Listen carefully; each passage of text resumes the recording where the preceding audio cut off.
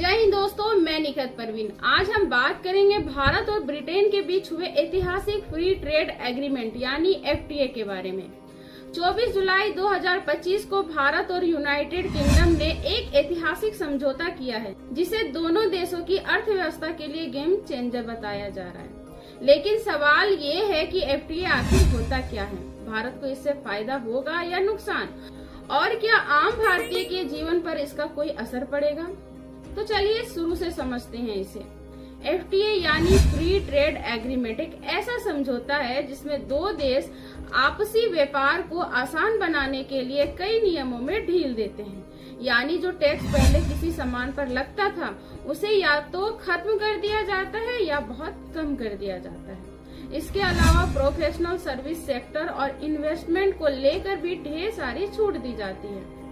अब बात करते हैं इस डील के बैकग्राउंड की। भारत और ब्रिटेन के बीच इस FTA पर बातचीत 2022 से चल रही थी।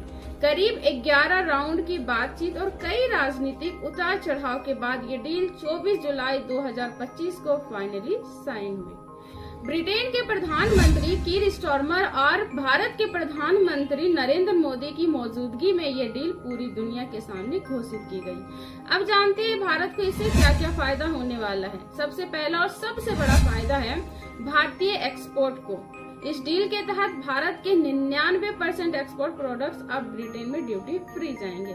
यानी textile, leather, gems and jewellery, pharma, auto part, food products, इन सब पर कोई आयात शुल्क नहीं लगेगा। इसका मतलब साफ है, अब छोटे और मंझले व्यापारी ब्रिटेन को अपने प्रोडक्ट सस्ते में बेच सकेंगे और उनकी आमदनी बढ़ेगी। दूसरा फायदा प्रोफेशनल्स को है।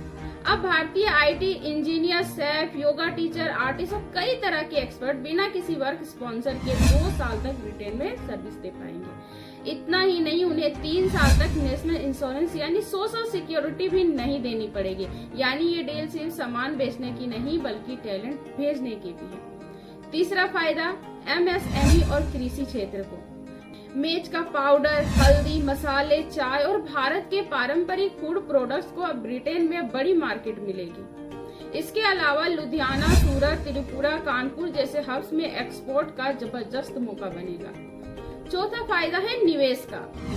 ब्रिटेन भारत में 6 बिलियन से ज्यादा का निवेश करने वाला है। इससे न सिर्फ नौकरियां बनेगी बल्कि भारत की GDP में भी तेजी आएगी। ब्रिटेन को भी इस डील से फायदा है। उन्हें भारत में स्कॉच, विस्की, लग्जरी कारें, चॉकलेट और सर्विस सेक्टर में एंट्री आसानी हो गई है। अब बात करते हैं, क्या ये डील परफेक्ट है? बिल्कुल नहीं। हर डील की तरह इसमें भी कुछ कमी